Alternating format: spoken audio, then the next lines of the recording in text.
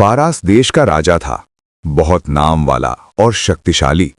उसकी एक बेटी थी, बहुत ही खूबसूरत और सुशील, लेकिन वो जितने सुंदर और आकर्षक थी कि उतनी ही शरारती, घमंडी और अपनी मन की मालिक थी।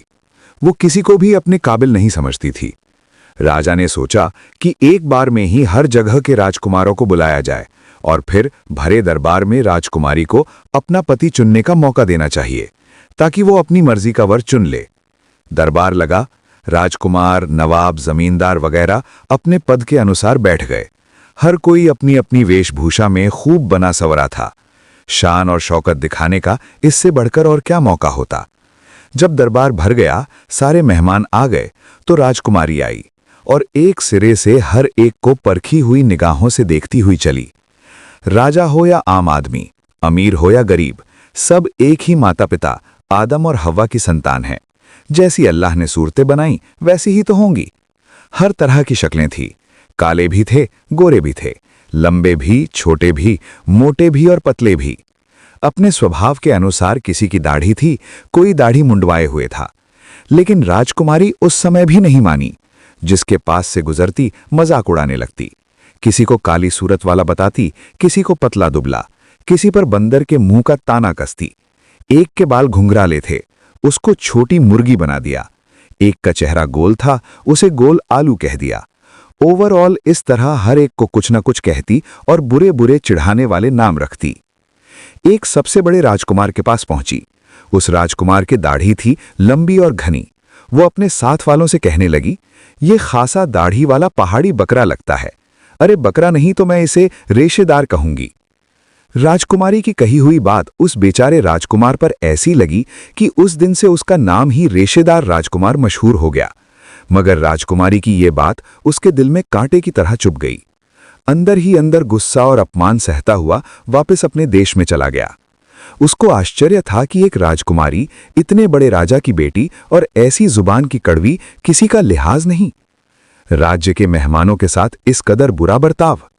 उधर राजकुमारी के पिता बूढ़े राजा को अपनी बेटी की हरकतें पसंद नहीं आई।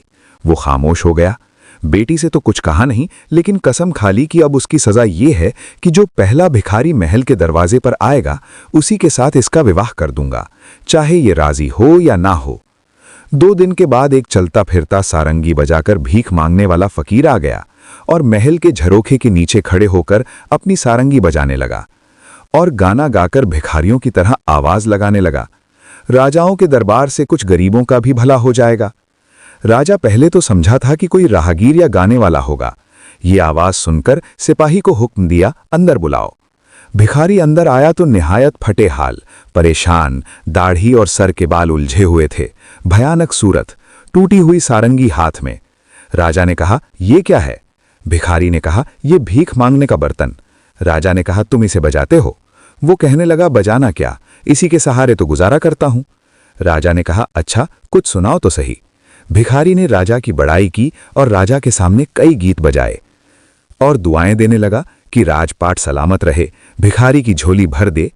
राजा ने कहा, साईं, तुमने ऐसी अच्छी सारंगी बजाई कि जो लोगे मैं तुम्हारा झोला भर दूंगा। ऐसी चीज देता हूं जो तुमने कभी ख्वाब में भी ना देखी होगी। लो अपना हाथ आगे फैलाओ, मैंने अपनी बेटी राजकुमारी तुम्हें दी। सारे महल के लोग हैरान कि राजा को क्या हो गया। राजा की ये बात सुनकर राजकुमारी भी वहां पर जो थी, उस पर तो जैसे कयामत गिर पड़ी। लाख मिन्नतें की, राजा के पांवों पर सर रखा, माफी मांगी। दूसरी बेगमों और रिश्तेदारों ने भी 1000 तरह से उनकी मिन्नतें की, अर्ज की, लेकिन न राजकुमारी के आंसुओं ने राजा के दिल को पिघलाया, न दूसरों के कहने सुनने का उस पर कुछ असर हुआ। राजकुमारी से कहा, मैंने तेरी बुरी आदतों और हरकतों, बदतमीजी से तंग आकर तय किया था। मैं अपना वादा पूरा करूंगा। उसी वक्त देश के रिवाज के अनुसार काजी, पादरी या जो कोई भी शादी की मंजूरी लगाने वाला था, तलब किया गया और राजा ने राजकुमारी का विवाह उस भिखारी के साथ कर दिया। जब वे कबूल फेरे, जो कुछ भी उनके धर्म के मुताबिक था, उससे फुर्सत मिली और राजकुमारी बाकायदा भिखारिन की पत्नी हो गई। तो राजा ने बेटी से कहा, राजकुमारी अब तैयार हो जा, यहां तेरे रहने का काम नहीं, अपने पति के साथ जहां ये तुझे ले जाए चली जा। राजकुमारी का रो रो कर बुरा हाल हो रहा था। वो दिल ही दिल में अफसोस कर रही थी। फिर राजकुमारी और भिखारी दोनों पति पत्नी पैदल उसी वक्त महल से निकल के चल दिए। राजा की बेटी और एक भिखारी के साथ जूते चटकाती धूल में चली जा रही थी। सच है, घमंड का सिर नीचा। धूल में चलते चलते वो थोड़ी देर में एक घने जंगल से गुजरी। वो सहसा रुक गई और पूछने लगी, ये जंगल किसका है? भिखारी ने कहा, इस जंगल का मालिक राजकुमार रेशेदार दाढ़ी वाला है। अगर तुम उसे कबूल कर लिया होता तो आज यहाँ की मालिका होती और जिधर चाहे घूमती फिरती। राजकुमारी ठंडी सांस लेकर बोली, मेरे नसीब फूट गए थे। काश मैं चुपचाप दाढ़ी वाले राजकुमार से शादी कर लेती तो यूं घर से इधर उधर ना होती। भिखारी बेचारा चुप हो गया। आगे चले और ऐसी जगह पहुंचे जहां खेती हो रही थी। कुछ जानवर चर रहे थे और चारों तरफ दूर दूर तक सब हरा भरा था। राजकुमारी ने भिखारी से पूछा, ये खेत किसका है? भिखारी ने कहा, ये सारे लहराते हुए खेत, पूरे खेत उसी रेशेदार राजकुमार के राज में हैं। अगर तुम उससे शादी से इनकार ना करती तो ये सब चीजें तुम्हारी होती। जिसको जी चाहता पानी पीती, फल खाती, फूल तोड़ती और जितने आदमी हैं तुम्हारी प्रजा में होते। राजकुमारी ने आह भरकर कहा, मेरी तकदीर मेरी किस्मत में लिखा ही नहीं था। अब वो एक बड़े शहर के पास पहुंचे। ऊपर से ऊंचे ऊंचे घर नजर आ रहे थे। दरवाजे पर आने जाने वालों की भीड़ थी। मालूम होता था कोई अच्छी जगह है। राजकुमारी ने कहा, बड़ी रौनक का शहर है। भिखारी ने कहा, हाँ, ये राजकुमार रेशेदार की राजधानी है। अगर तुम इसको अपना पति बना लेती तो इसके बराबर बैठकर यहाँ राज करती। राजकुमारी ने आह भरी। भिखारी ने कहा, अब मेरे आगे पीछे रोना क्यों रोती हो? मैं ये बातें सुनना नहीं चाहता। मेरे साथ तुम्हारी शादी हो चुकी है तो मैं नहीं समझता कि तुम दूसरे मर्द की क्यों तारीफ करते हो। क्या मैं तुमको अच्छा नहीं दिखाई देता? दोनों एक छोटी सी टूटी झोपड़ी के सामने जाकर खड़े हो गए। राजकुमारी ने कहा, कैसी गंदी झोपड़ी है, टूटी फूटी, भिखारियों की सी कुटिया लगती है। ये मुर्गियां, ये किसकी हैं? भिखारी ने कहा, तुम्हारा घर यही तो है। पहले इस पर मैं अकेला रहता था, आज से हम दोनों पति पत्नी साथ रहेंगे। राजकुमारी ने कहा, इसमें न कमरे हैं, न ऊपर के मकान, न बाग बगीचे। भिखारी ने कहा, कमरों, ऊपर के मकानों, बागों और बगीचों से हमें क्यों मतलब? इसी का गुजारा हो जाए तो बहुत है। राजकुमारी ने कहा, और तुम्हारे नौकर चाकर कहाँ हैं? भिखारी ने कहा, हमारे हाथ पैर हमारे नौकर हैं, दास दासियां हैं। हमें इनके सिवा दूसरे सेवकों की क्या जरूरत है? राजकुमारी ने कहा, तो कामकाज कौन करेगा? भिखारी ने कहा, हमारे हाथ पांव, जो काम तुम्हारे हैं वो तुम्हें करने पड़ेंगे। पराया हाथ देखना कहाँ की इंसानियत है। नीचे बैठो, आटा इधर मौजूद है। जाओ सामने कुएं से पानी भरकर लाओ और खाना तैयार करो, मैं बहुत भूखा हूं। राजकुमारी भला आग सुलगाना, खाना पकाना क्या जानती थी? सिर्फ विटामिन खाकर बड़ी हुई थी। भिखारी के जोर जुबन और मदद करने से जैसा भी उसे बना था उसने खाना पकाया। दाल कच्ची और रोटियां जली हुई। जितना खा सके खाकर दोनों सोने के लिए बिस्तर पर लेट गए। आधी रात तो उसी तरह गुजर गई। राजकुमारी अभी नींद भरकर सोई भी ना होगी कि भिखारी ने उसे जगाया और कहा, उठ, घर में झाड़ू लगा और पानी भरकर ला, मैं नहाऊंगा। सवेरे से हांडी चढ़ा दीजिए और देखो दाल टूटी हुई हो, रोटी कच्ची ना रहे और जलने नहीं पाए। राजकुमारी को जिस तरह हो सका सारे काम करने पड़े। ना करती तो क्या करती, कहाँ जाती? 2 दिन मुश्किल से गुजरे ही थे, इतने में घर के अंदर खाने पकाने का सामान खत्म हो गया। भिखारी पत्नी से बोला, पहले तो मैं अकेला था, भीख मांगकर भी पेट पा लेता था, लेकिन अब हम 2 हो गए हैं। ये नहीं हो सकता कि मैं भीख मांगूं और तुमसे भीख मंगवाऊं, और खाली हाथ पर हाथ रखकर बैठे भी नहीं जा सकता। कब तक ये काम चलेगा? लगातार खर्च किए चले जाएं और कमाई ना हो। तुम्हें चाहिए टोकरियां बुनना शुरू कर दो। तो भिखारी जंगल में जाकर पतली टहनियों का गट्ठर लाया और राजकुमारी के आगे लाकर डाल दिया। पड़ोस में टोकरी वाले रहते थे। उन्हें देखकर उस राजकुमारी बेचारी ने टोकरियां बुनना शुरू कर दी, मगर 2-4 ही दिन में उसके हाथों में छाले पड़ गए, सारी उंगलियां जख्मी हो गईं। भिखारी ने तंग आकर कहा, मैं कुछ और समझा था, तुम तो बिल्कुल निकम्मी ही निकली। तुमसे शादी करके मैंने खूब अच्छी कमाई की। अच्छा, अब कोई और अच्छा धंधा निकालूंगा। जाकर मिट्टी की हाड़ियां, सुराहियां, मटके, ढक्कन दूंगा, तुम बाजार में खड़े होकर उन्हें बेचना। राजकुमारी बेचारी ठंडी सांस लेकर बोली, अब मेरा ये लिखा पूरा करोगे। जब मैं बाजार में खड़ी होकर सामान बेचूंगी, अगर मेरे बाबा का कोई सिपाही उधर निकल आया और मुझे इस तरह वहां पर बर्तन बेचते देखा तो वो क्या कहेगा? मेरा कितना मजाक बनाया जाएगा। भिखारी ने राजकुमारी के इस कहने और रोनी सूरत बनाने की जरा भी परवाह नहीं की।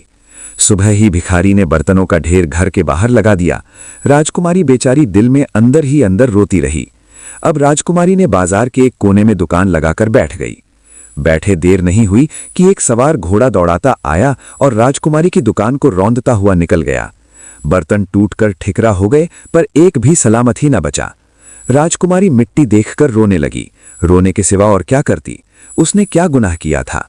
उसके पास क्या इलाज था? कहने लगी, अब क्या होगा? अब मेरा क्या हाल होता है वो क्या कहते हैं? ढेर इकट्ठा किया और जो कुछ गुजरा भिखारी को सब सुना दिया। भिखारी ने आंखें बदलकर कहा, बाजार को अपने माँ बाप का महल समझ रखा है।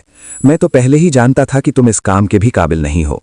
भला इससे ज्यादा बेवकूफ़ी और क्या होगी कि बाजार के मोड़ पर दुकान लगाई, मिट्टी के बर्तनों की, जो जरा सी ठेस लगने से टूट जाएंगे।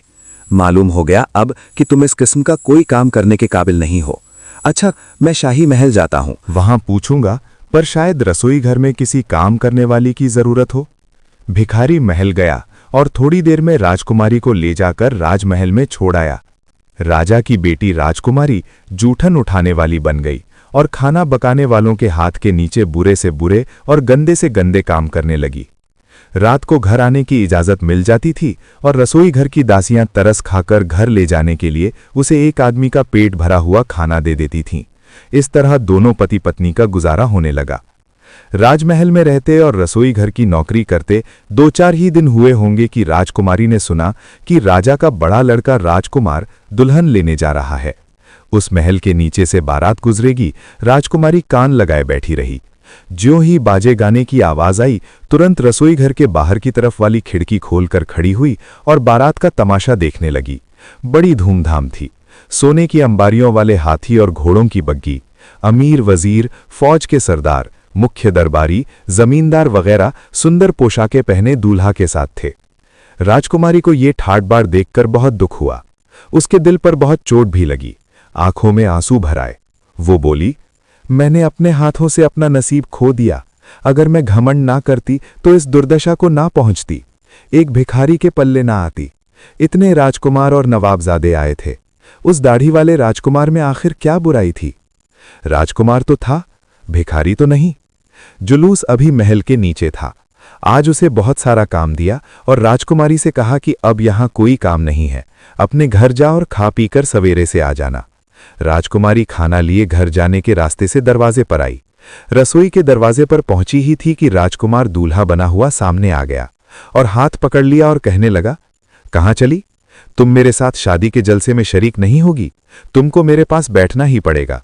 राजकुमारी ने जो नजर उठाई, देखा तो दूल्हा रेशेदार राजकुमार था। वो डर के मारे बहुत कांपने लगी और हाथ छुड़ाकर भागना चाहा, लेकिन राजकुमार ने उसका हाथ नहीं छोड़ा, खूब मजबूत पकड़ लिया और उसे अंदर महल में ले गया। महल में पहुंचकर राजकुमारी के पांव लड़खड़ाए, सर से खाने की टोकरी गिर पड़ी और जो कुछ रसोई घर से लेकर आई थी वो सब खाना फर्श पर बिखर गया। राजकुमार के साथ जो लोग थे बेतहाशा हंसने लगे। राजकुमारी पर शर्मिंदगी पानी के पड़ गए। शर्म के मारे आंख नहीं उठती थी। बस नहीं चला था कि जमीन फट जाए और वो उसमें समा जाए। आंख बचाकर भागी कि रेशेदार राजकुमार ने फिर जा पकड़ा, वापस ले आया और कहने लगा, मुझसे डरो नहीं, मुझे पहचाना नहीं? राजकुमार ने मुस्कुराकर कहा, रेशेदार, ये तुम्हारा दिया हुआ नाम है। मैं ही वो सारंगी वाला भिखारी हूं। तुम भूल गई कि मुझको तुमसे मोहब्बत है? मैंने रूप बदला इसलिए, उसके सिवा तुम्हारे हाथ आने का कोई कारण न था। फिर मैंने जानबूझकर तुमको एक छोटी सी कुटिया में रखा, तुमसे अलग अलग तरह के काम लिए, और वो सवार भी मैं ही हूं जिसने तुम्हारी दुकान के सारे बर्तन तोड़ डाले थे। और अब तुम मुझसे पूछो कि ऐसे बुरे बर्ताव मैंने तुम्हारे साथ ही क्यों किए? मैंने ये जितनी बातें तुम्हारे साथ की, महज तुम्हारे घमंड को दूर होने की वजह से।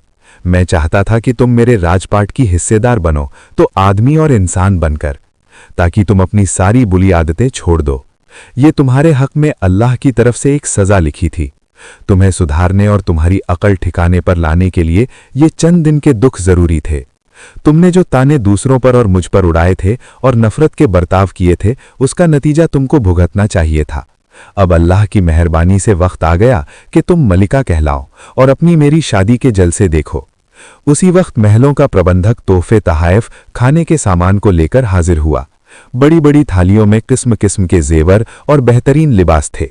दासियों ने राजकुमारी को नहला धुलाकर सजाकर दुल्हन बना दिया। राजकुमार ने शादी के माँ बाप और उसके 2 भाइयों राजकुमारों को भी बुला रखा था। वे छिपने के कमरे से निकल आए। हर तरफ मुबारकबाद की धूम मच गई, खुशी के गाने बजने लगे और राजकुमारी फकीरनी से मलिका बन गई। कहानी पसंद आई हो तो लाइक सब्सक्राइब जरूर करें।